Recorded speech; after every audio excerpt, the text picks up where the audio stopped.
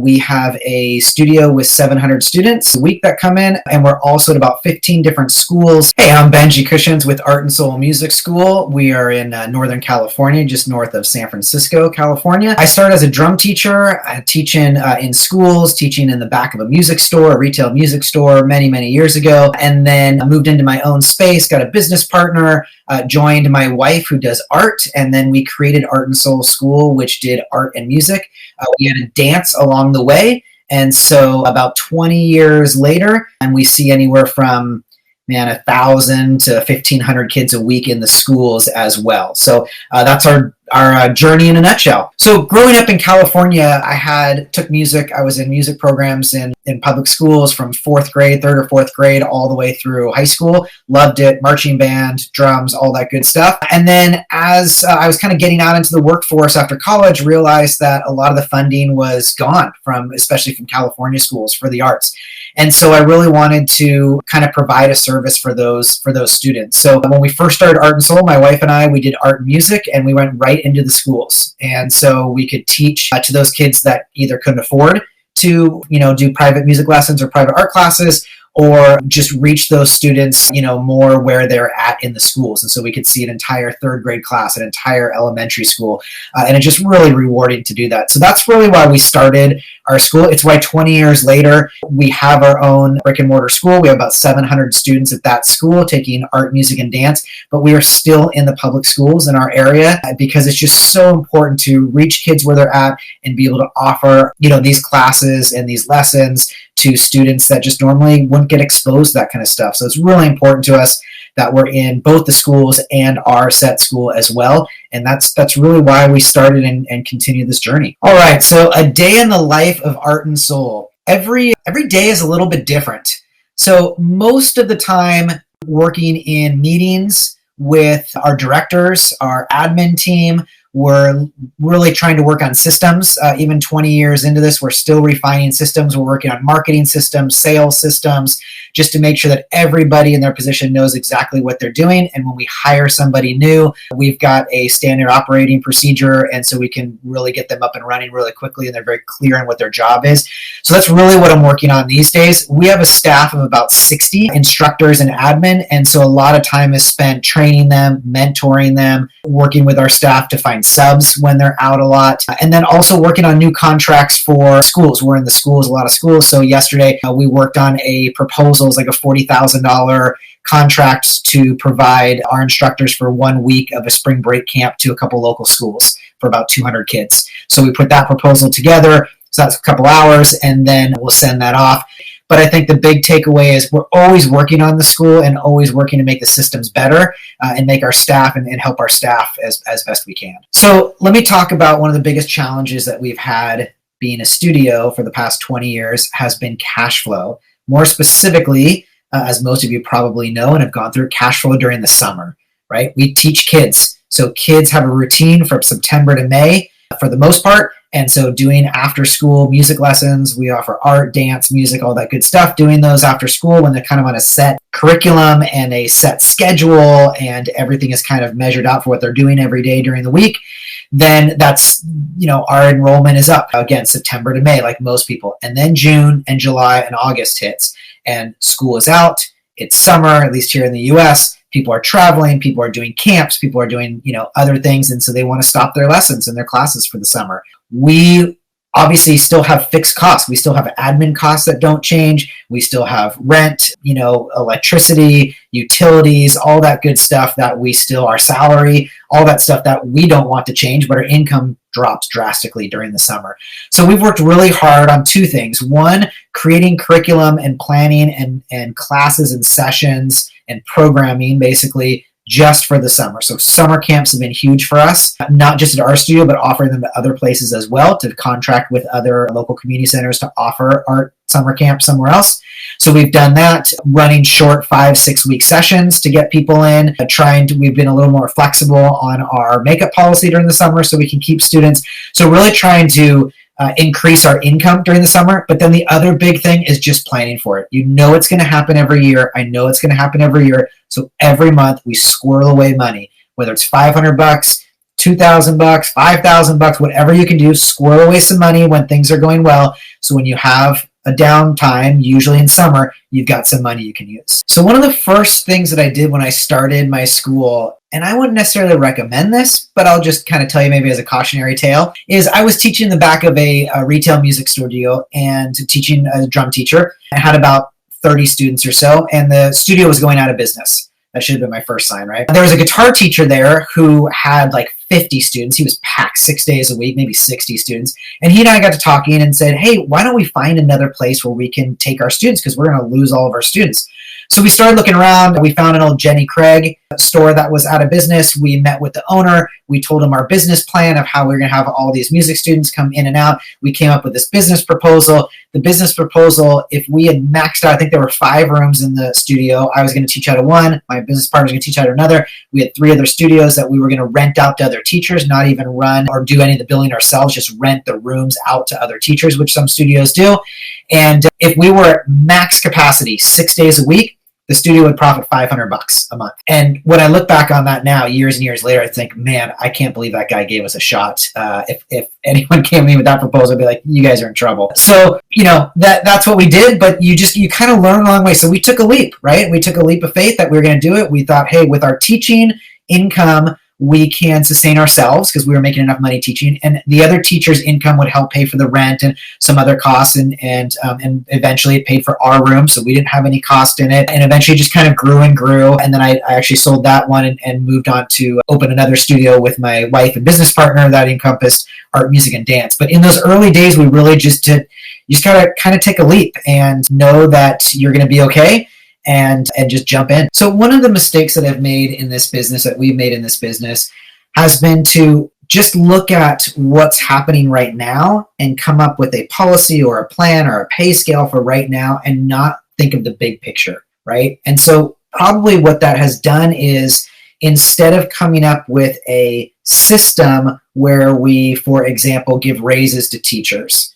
So a raise, and we come up with a system where every year they do a review, and based on their review, based on these factors, they get a certain raise, right? We didn't do that. We went for a long time and didn't give raises, or we only gave raises to teachers that asked for it and said, hey, I've been here for a year or two, do you think I can get paid a little bit more? Oh, sure, right? And so, but we just never had a system in place. And as you get bigger and you scale, not having systems really, really just eats at your time, because you're having to recreate that same thing every year, or sometimes every month, right? So creating systems is super, super important, because it's just going to allow you to scale and not have to redouble your efforts every time.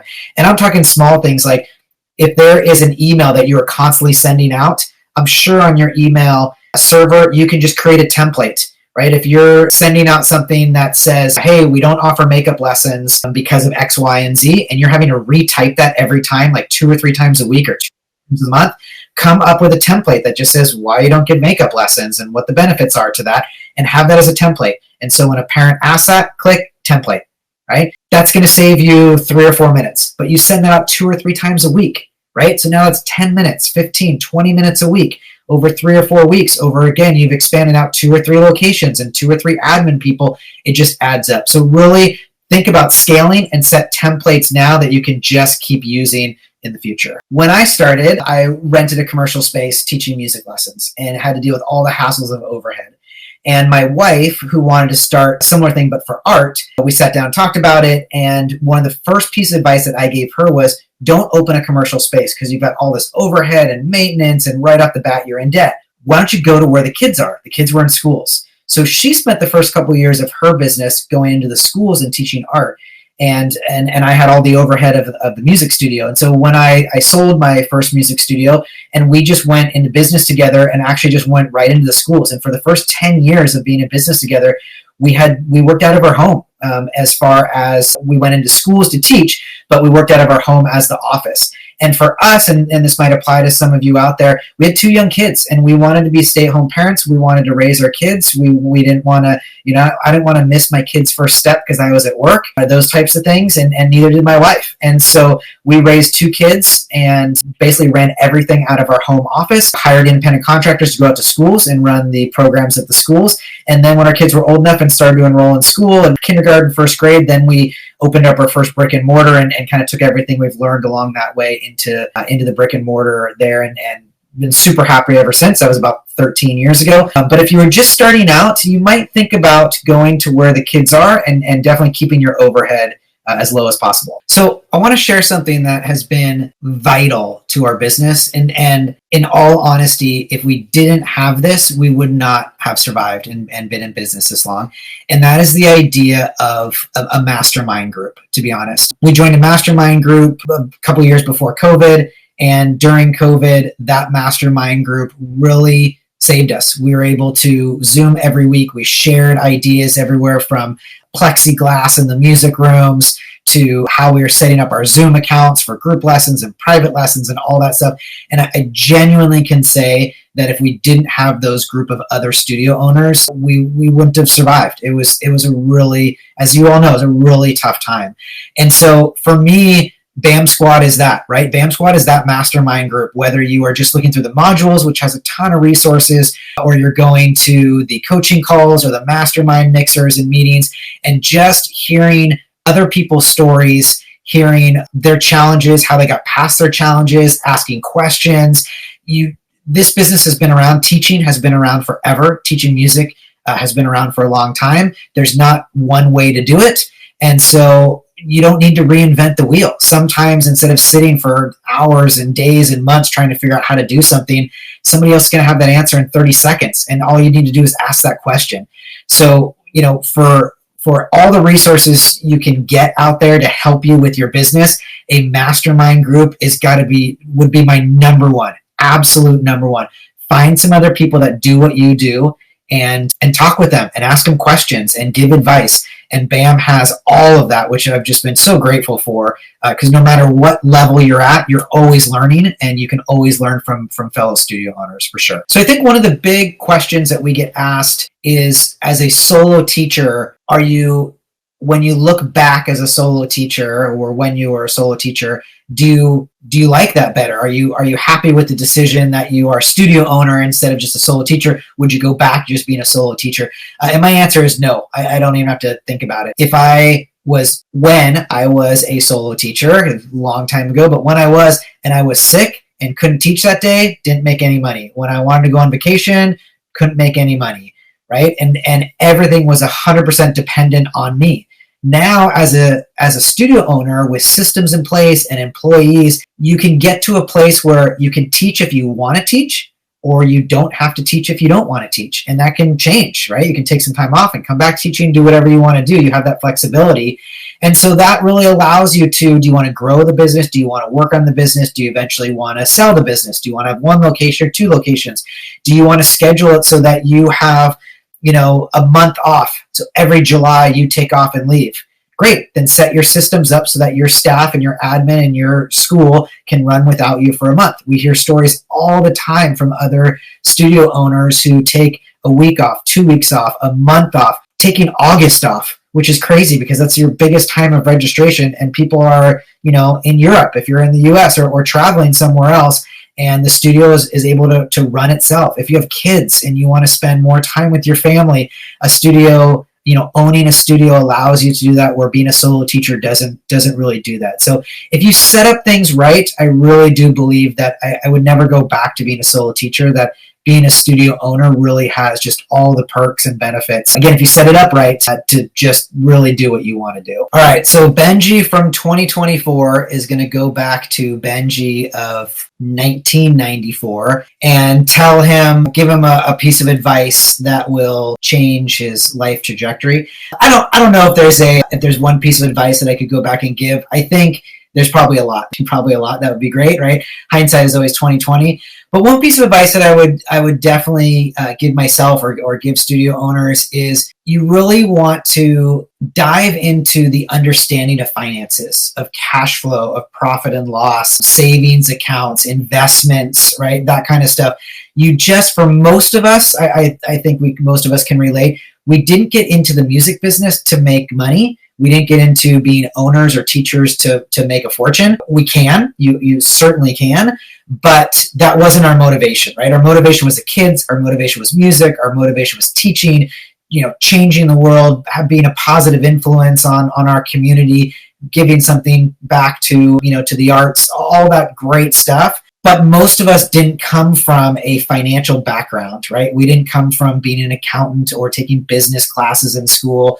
And so the business side of being a teacher and a studio owner, most of us weren't versed in that, right? So that's one of the things that I would go back and tell myself of, hey, get a relationship with a bank. Maybe take some bookkeeping or some business classes.